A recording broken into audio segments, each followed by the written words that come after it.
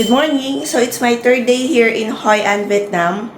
And today I plan to go for a trip here, Sand Sanctuary, after lunch, like 1 p.m. Binook ko yun kasi mas mura, 803 pesos dun sa atin.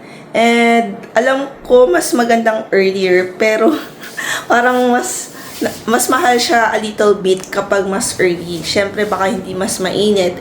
Pero okay lang sa akin kasi at least nakapagpahinga pa ako ng mas longer. And today, I'll plan to go downstairs first to have my breakfast. Yung free breakfast. Para at least naman hindi sayang na hindi ko gagawin yun. Kalimutan pala ako.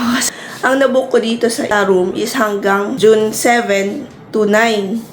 Bababa ako dun sa lobby para sabihin na mag-a-add ako ng another date. Kasi ang nabook ko lang pala sa Agoda is for 2 nights. Pero yung nakita ko kasi dun sa next na hostel ko dapat, dun sa Danang na. Pero June 10 pa. Lito lang ako, kaya at least magdadagdag ako. Pero magpapapalit ako ng room, mas mura para 1 night lang naman eh. Ang ganda talaga ng view na may lobby. Ito yung noodles. Order ulit ako nito kasi yung noodles kasi mas gusto ko yung noodles compared to iba. Taking a few last videos of the room and the balcony since it's my last day here, just capturing the space one more time before I leave.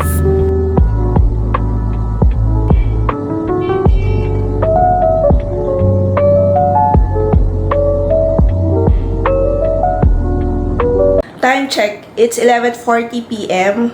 Then, change of plan ako ngayon. Hindi ako ngayon dun sa sanctuary. Dun ako ngayon sa Coconut Basket Boat. Kasi nga, yung chinek ko yung Klook, mali pala yung nabook ko na dapat ngayon na nabook ko pala siya for tomorrow, which is June 10. Grabe, iniisip ko pa naman na ngayon ko yung gagawin. Tapos buti na check ko yung time sa aking date. Tomorrow pala yun. And balak ko na lang ngayon is yung Coconut Basket Boat. Which is kanina ko lang na book dun sa Klook. 3 p.m. ko siya gagawin kasi nga ang init ngayon. Kitang-kita naman sa labas. Ang init. Nandito pa nga ako sa kwarto ngayon eh.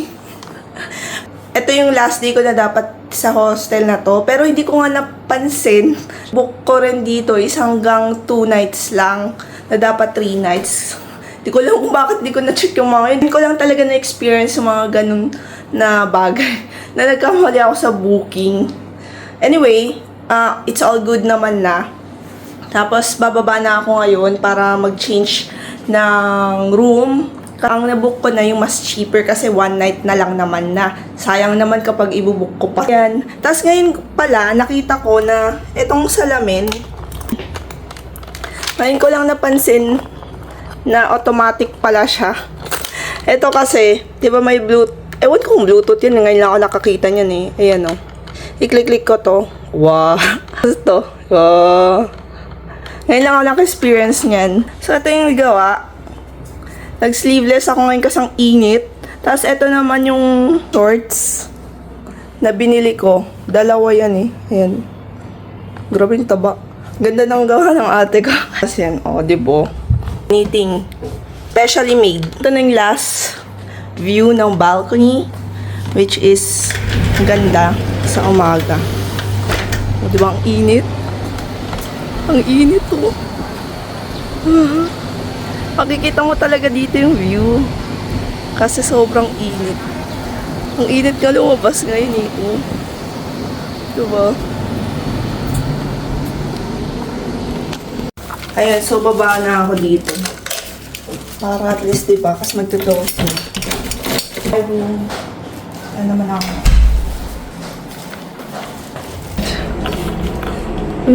Ang laki ng arms. Here's the dormitory type. I booked for 1 night. It's just me here. Ang laki ng dormitory type. Ako lang raw yung nandito ngayon. So, dito ako nakapwesto. Nandyan na. Malaki rin siya. May ilaw to eh. Tapos, yan. Yung light. Tapos, syempre yan. Charge ka rin dito. Tapos, syempre, pwede mong ma-close to. Tapos, dyan. For 1, 2, 3, 4, 5, 6 bed dormitory type to. Pero ako lang yung ngayon. Diba? Since ako lang yung nag-book ngayon dito sa dormitory type, kasi mas cheaper siya ngayon kasi one night lang naman yung gagawin ko dito. Akin tong room ngayon. Kasi solong-solo ko. Sabi ng receptionist, ako lang yung nandito ngayon. Solong-solo ko tong dormitory type, which is really big. Diba? Compared to my room na expensive a little bit. Ito yung sa my bathroom, which is shared. Pero di ba, wala namang kaso yun. Ito yung CR. Oh, tapos may automatic. Oh, dito may iba-ibang color, sa taas wala. Yung hugasan, body wash, and shampoo. Oh, so dito pa naman siya shower. Okay lang, wala namang kaso. As another mirror here. Tapos meron na dito, pintan. Eh, wala, hindi. Wala lang pala yun. Tapos ito yung locker. Pero I don't need one kasi lagi ko namang dinadala yung gamit ko. So overall, malaki siya. Tapos solong-solo ko ngayon dito. Diba? Ba? Diyan ako ngayon. Kakatuwa. Okay na. Nasa 200 plus pesos ang one night. Para sa akin, okay na. Kasi one night na lang naman eh. Saka okay. Okay na okay kasi solong-solo ko to. Sana wala nang dumating. Dito muna ako stay. Kasi ang init talaga sa labas. Sobrang init. Kakaligo ko lang. Mamaya magbubuka ako papuntang dun sa may coconut basket. Which is 25 minutes away from here. Ang init. Ang hirap rin kasing maglakad doon. Hindi ko rin alam pasikot-sikot na katulad kahapon. Ang hirap na ilakad yung sa Hoi An traditional performance. Doon sa may doon, yung sa kabilang bridge. Kaya yun, naisipan ko na lang na mag-grab kasi ang init din. Yun lang naman yung unang main purpose ko eh. Kaya mag-grab, mura lang naman. Kakabook ko lang ng mag-grab. Papuntang Coconut Band Village. Yan. Nandito na ako sa Coconut Basket Boat. Yan. Andito na ako sa Coconut Basket. Kakarating ko lang from the taxi. Ito. Ang Coconut Basket. Tapos may look ako dito eh. Maaga pa ako. Mga mag-ano pa lang ata. Yes. I have my look. Nandun yung sa may booking para sa look. Ayun. Booking office. Doon now. Kita rin ng mga shops. Ayan. Before pupunta dito, may mga dadaanan kayong mga shops dito. So kung wala kayong cup, punta kayo dito. Hoi An International Ticket. Ang ingay lang dito kasi maraming music. Pero punta nga natin dun sa harap. Kasi gusto ko makita yung view.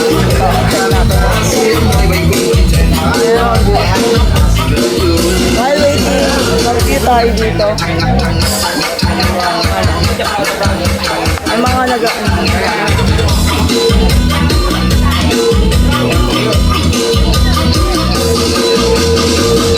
shop. Bala kong bumili ng ganyan kasi ang init. Ayan o. Mamaya na akong mag-boat kasi nga ang init pa eh. Parang ang hirap kasi na mag-boat na eh ang init-init pa. Check ko muna dito. So kaka-start lang ng boat ride. Ulong. Ulong. Diba ang ganda. Mabuhay! Mabuhay! What is mabuhay in Vietnam? Vietnam.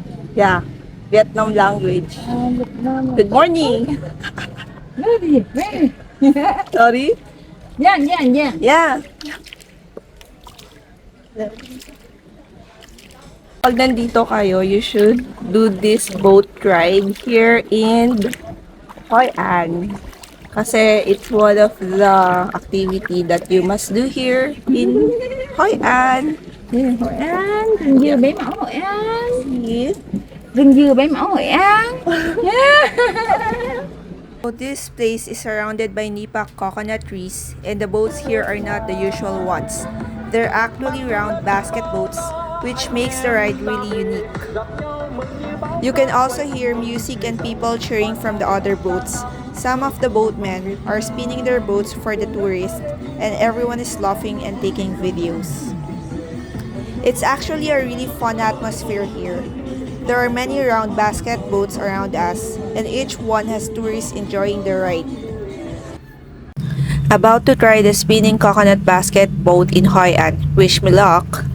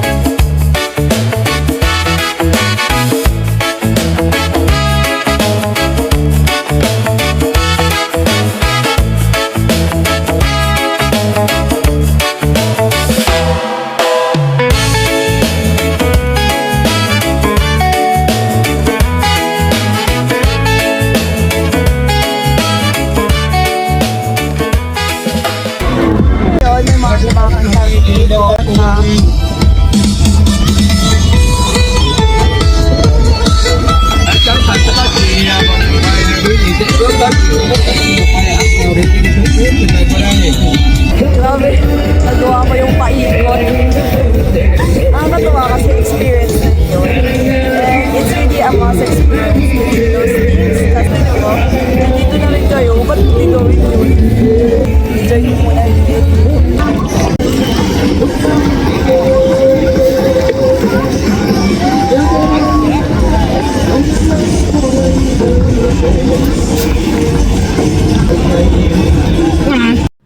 I tried to control the round basket boat, but instead of moving forward, it just kept on spinning in circles.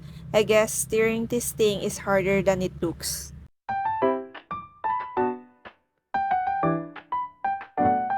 Grabe. So, mahaba rin itong boat ride. Pero ako, kota na ako. Kasi nakapag-ikot-ikot ako dito eh. Yung parang yung sa umiikot na boat. Grabe. Yun talaga yung highlights din eh. Dapat ganun rin. Kasi maganda. Okay lang yung init. Mas, para sa akin kasi inaalala ko yung init pero okay lang. Ngayon, pabalik na ata ngayon dito. Saglit lang din. Pero okay na. It's really nice experience here. Ito si Ate. Kalimutan kong sabihin, nandito na pala ako sa hostel. Then, as usual, solo ko lang tong dormitory. Hindi ko rin na-expect na nagiging solo pa rin ako dito sa dormitory. Actually, na-try ko na siya before dun sa yung nag-Cambodia ako, na solo ko lang. Then dito, okay na rin kasi diba syempre, magkano rin yung ibabayad mo. Kung makakamurat ka, edi okay na dito.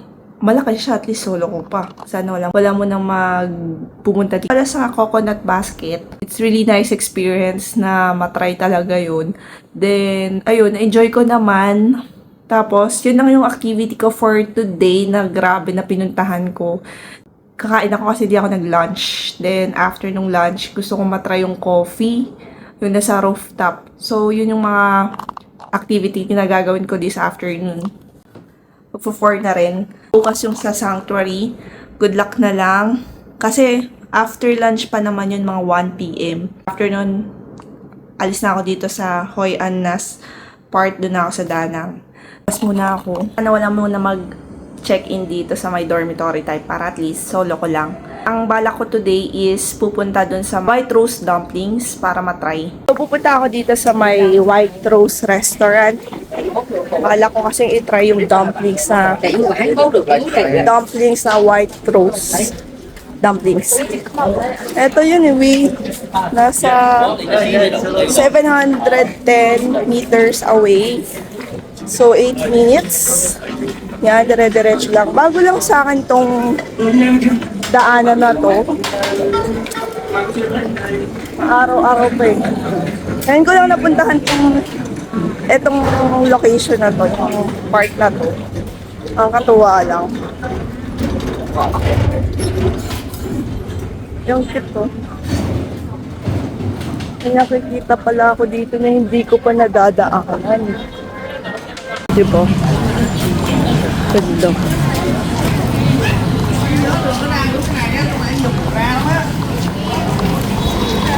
Dito na ako sa White Rose Restaurant. Eto.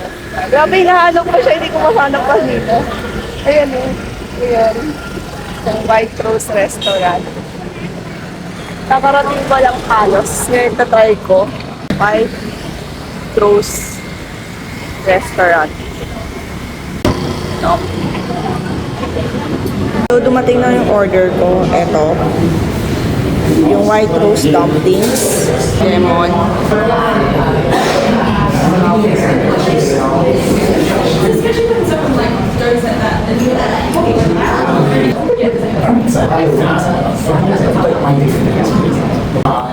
Kung masasabi ko dito, masarap yung loob, yung laman, yung shrimp.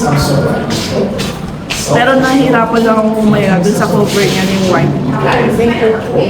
Nahihirapan lang akong umumuya. Tagal kong umumuya. Yun yung parang negative ko siguro. Ang hirap lang umuya eh, pero masarap yung loob. Tumating na yung isa. Ito yung, fried wonton. Tinuro yan sa akin kanina ng isang waiter na good for solo traveler. Mas okay na yung half portion kasi pag full baka hindi maubos. Pero ito talaga, grabe. Ang hirap mo yun. Ito siguro yung part na okay siya. Pero yung white part yung ito. Ang hirap mo yun.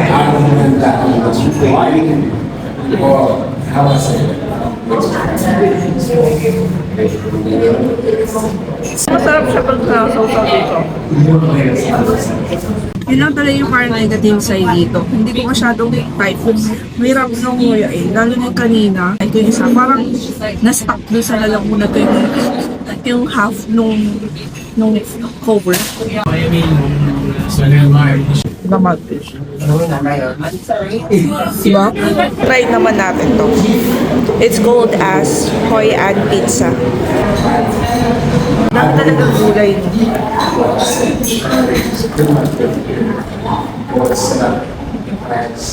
Sarap. May kakaibang lasa to. Parang never ko siya tikman sa ibang lugar. Yung fairness na masarap. Type ko siya.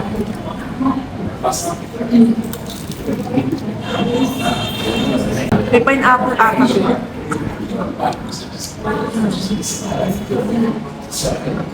In fairness, masarap siya. Kakaiba. Kaya pala sinasabi authentic. Kasi authentic yung mga recipe nila dito eh. Ko lang kung pinakain ko. Wait, order pa ako nitong juice. Kasi nga, ulang. Malap talaga. Wala masasabi. Tama lang siguro yung ganitong size for solo traveler. Uy, baka hindi ko makain. Kasi ito nga, busog na ako. Kasi kumain na rin ako ng dumplings. Kakatapos ko lang kumain dito. Busog na ako. Lakad na lang ulit, papuntang hotel. Balak ko sana mag-coffee, kasi lang nabusog na ako dito. Check ko lang. Check ko mamaya.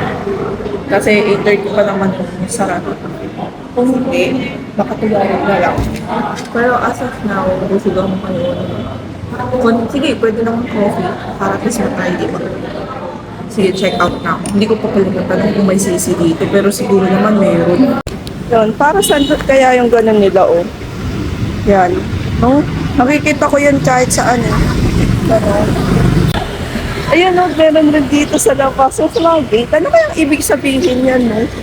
Tapos na rin ako kumain doon, nakakabusog. Sakto lang. Pwede naman yung card. Pupunta na lang ako sa 5 of coffee para at least matry ko yung coffee doon. Para hindi ako magsisi na hindi ko na-try. Baka tomorrow, iba na.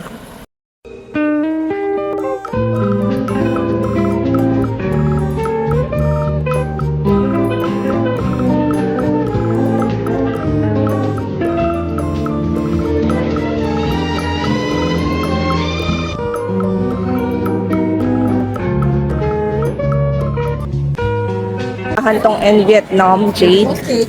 Paano lang kasi ako dito? Hoi An Arthur Silver. Kaya gusto ko puntahan. Wait lang. Tao doon, no? Pero ang ganda tingnan, no?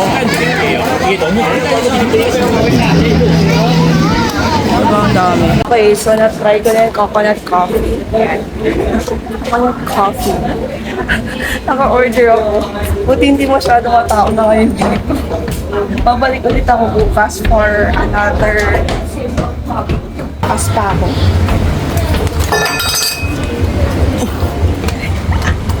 Ano ba? Wow. Nice view. Ganda. Grabe. Ganda. It's okay dito. Dami tao. It's okay dito. Dapat dun. Bukas pumunta ako dito. Maganda yung view na nakuha ko dito today. Nasa side ako dito ng place dito sa 5 for Coffee. Ang cute. Tapos kitang-kita yung mga tao dito sa baba. For example, yan. Diba? Buti nakuha ko tong pwesto to. Nasa pinaka-side siya. Ayan. Ganda ng view ko dito. Nakuha ko na yung order ko sa Alpha Coffee. It's coconut coffee. Just enjoy lang view. Ganda. Nakatuwa. Ayan. This is the view. Wow. Drinking. Kaiba yung coffee. This is what you call the coconut coffee. Enjoying the view. Em không biết đấy, em không mang đến đợi.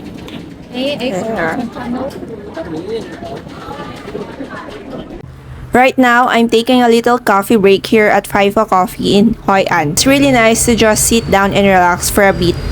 I ordered a Vietnamese coffee and it's really strong but also really good. What I like about cafes here in Hoi An is that you can just sit, relax, and watch people pass by. And also it has a nice view. It's a nice way to slow down and enjoy the moment while traveling. Matapos ko lang mag-coffee dito sa Pfeiffer. And ganda. Ang ganda ng view. At least nakita ko siya overnight. Here, nakita ko siya ng nighttime here. Bala ko pumunta or bumalik bukas ng morning kasi gusto ko matry yung ibang coffee. Kasi kanina yung na-try ko is yung coconut coffee. Then tomorrow, I'm gonna try the Pfeiffer Coffee Special. So, yan. Grabe, init. Yan yung tsura ngayon dito. Ako ngayon, no? Butik siya. Grabe yung tao. Good luck naman yun, no? So, trinay ko yan. Siya ito, Taufo. Yung Taufo. Warm naman. Ito yung Taufo. Nakikurious kasi ako sa lasa nito eh. Taufo. Kailangan raw i-mix to.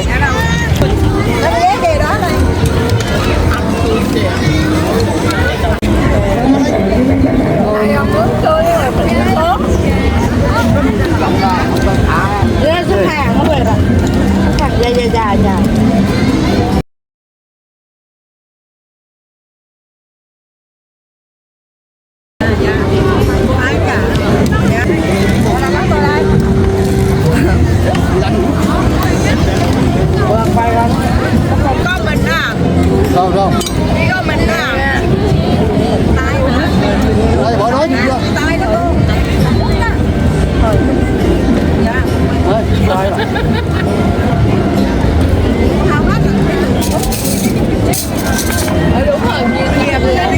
I walked around the local street market and saw people eating different desserts, so I decided to try some of them.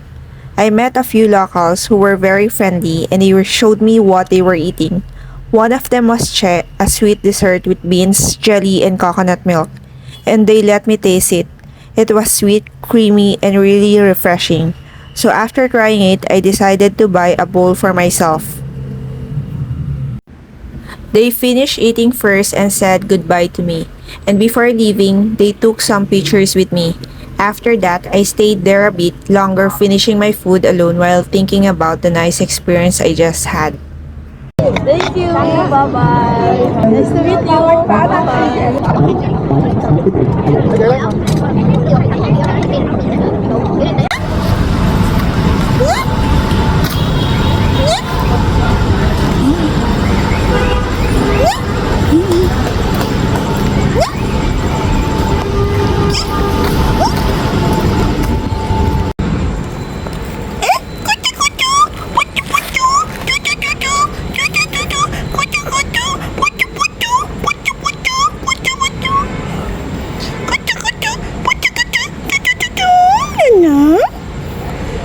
Ganda, bebe. Kuchu,